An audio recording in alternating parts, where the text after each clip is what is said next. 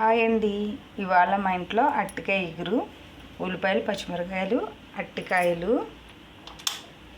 Stove వెలిగిస్తున్నాను చూడండి.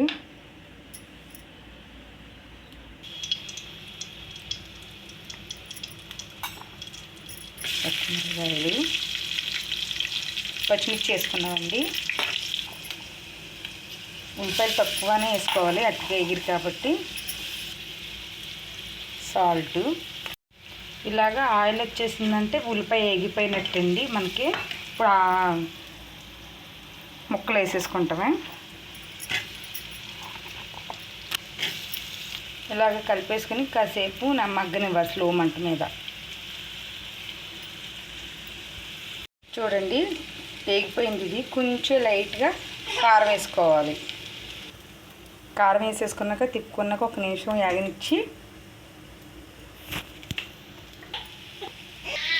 Water పోసేసుకుంటాం.